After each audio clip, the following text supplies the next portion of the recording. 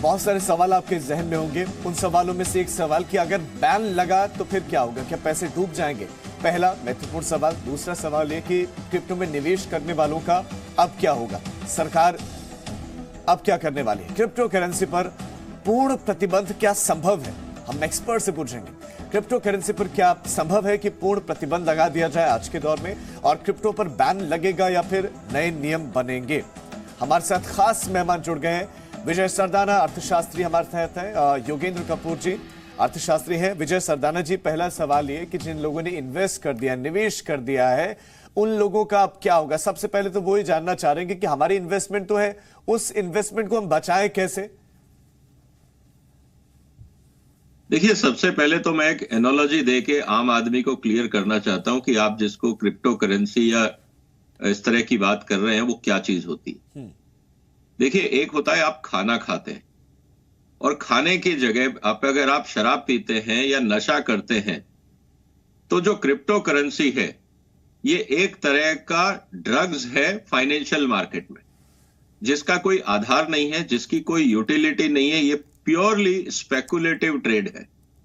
एक कंप्यूटर पे आपने एक सॉफ्टवेयर बना के कुछ टोकन्स रिलीज किए, और उस टोकन की अब ट्रेडिंग हो रही है एज ए सट्टा बाजार। जब आप सट्टा बाजार में खेलते हैं तो वो आपकी सैलरी नहीं होती।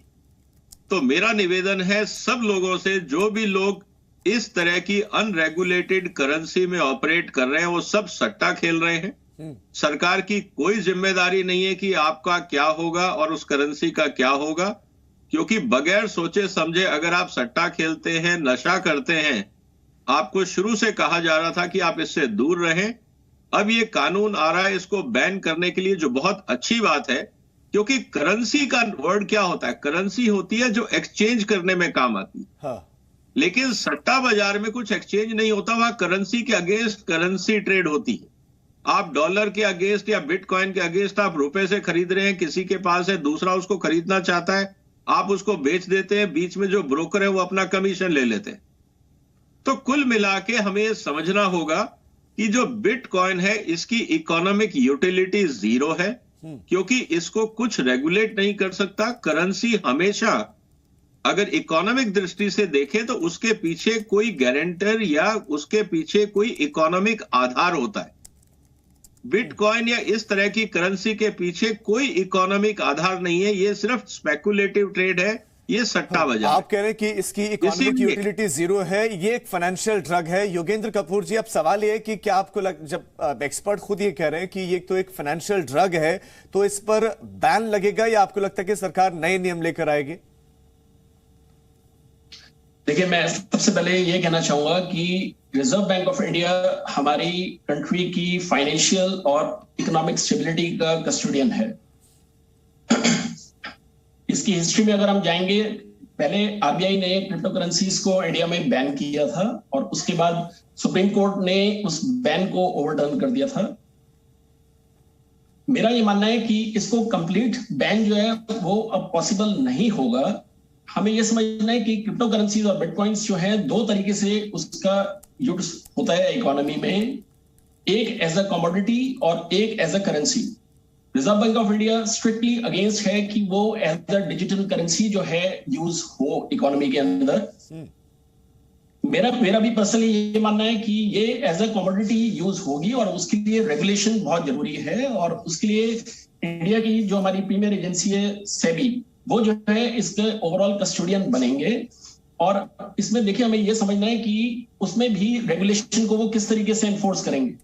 इसमें सबसे जरूरी ये हो जाएगा कि जो हमारी क्रिप्टो एक्सचेंजेस हैं, उनको जो है एक जब तक प्रॉपर ड्यू डिलिजेंस प्रोसेस को अडॉप्ट नहीं करेंगे और एक साथ में केवाईसी नहीं करेंगे ऑफ इंडिविजुअल ट्रेड जो वहां पे होती है, तो उस तक मेरा ये मानना है तब तक जो है एक प्रॉपर कंट्रोल नहीं हो पाएगा।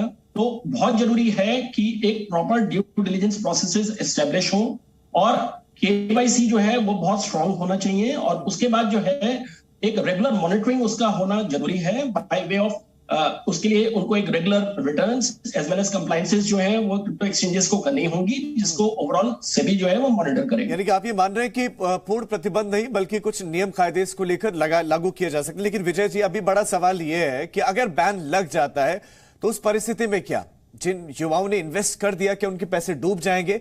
और अभी अगर मौका है, जब तक ये कानून नहीं बनता तो तब तक क्या वो अपने पैसे बचा सकते हैं? क्या कुछ ऐसा है कि वो अपना पैसा किसी जरिए से बचा सके, इन्वेस्टमेंट बचा सके? देखिए, निश्चित रूप से जो लोग इसमें इन्वेस्ट कर रहे हैं, जैसे हर बिजनेस में होता है, अगर आप किसी भी चीज में पैसा लगाते हैं और आप बगैर सोचे समझे कोई काम करते हैं, तो आप ये नहीं कह सकते कि आपकी मूर्खता की जो आउटपुट है वो सरकार और समाज उठाए। आपको गाइड किया जा सकता है, आपको बताया जा सकता है, आरबीआई के इंस्ट्रक्शंस थे। अब ये तो सुप्रीम कोर्ट ने किस वजह से आरबीआई के डिसीजन में, इकोनॉमिक डिसीजन में इंटरफियर किया और किन लोगों को फायदा पहुंचाने के लिए किया, वो सुप्रीम कोर्ट बेहतर जानता है।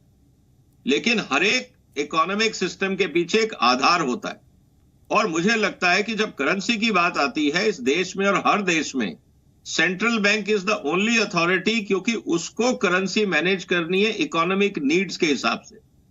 तो अगर थर्ड पार्टी, चाहे वो जुडिशरी भी हो, अगर वो किसी तीसरे रेगुलेटर के काम में इंटरफियर करती है विदाउट गिविंग जस्टिफिकेशन, तो मुझे लगता है ये ट्रेंड अच्छा नहीं है। फिर तो हर आदमी इंटेलिजेंट है, फिर आरबीआई की जरूरत क्या है? तो मेरा ये कहना है कि इस बात को हमारे यूथ को समझना होगा कि आप एक नशे की लत में लग गए हैं। ये डी एडिक्शन का प्रोसेस है। आप अपने पैसे निकालिए।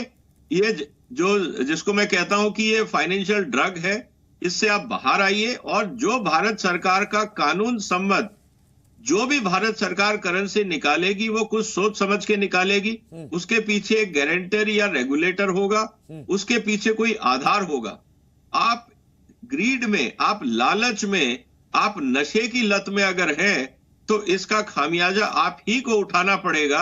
आप उसमें सरकार और समाज को दोष नहीं दे सकते। पैसा आपका है, सोच समझ के आपको काम करना है। आप अपनी मूर्खता और अपने लत के लिए या नशे के लिए आप ये नहीं कह सकते कि समाज और सरकार आपकी मूर्खता की कीमत उठाए। ये ना होना चाहिए। और जिन लोगों का नुकसान होता है, होने दीजिए। कुछ लोग हमारे देश में बिना हाथ पैर जलाए सीखते नहीं है। May be this is a process of learning for them. लेकिन एक बड़ा सवाल ये है कि अगर इस तरह का प्रतिबंध था तो क्या ये पहले नहीं लगा देना चाहिए था, ताकि इन्वेस्टमेंट जो थी वो लोग इतना इन्वेस्ट नहीं करते। बहरहाल आप दोनों का, विजय सरदाना जी और योगेंद्र कपूर जी, बहुत शुक्रिया इस जानकारी के लिए। तो क्रिप्टो करेंसी में जिन लोगों ने इन्वेस्ट किया है, क्रिप्टो करेंसी में बड़ी गिरावट दर्ज की गई। अब तक 29% की गिरावट रिकॉर्ड की गई है। बहुत बड़ी खबर है। Presenting B News app available on Google Play and App Store. Download it now.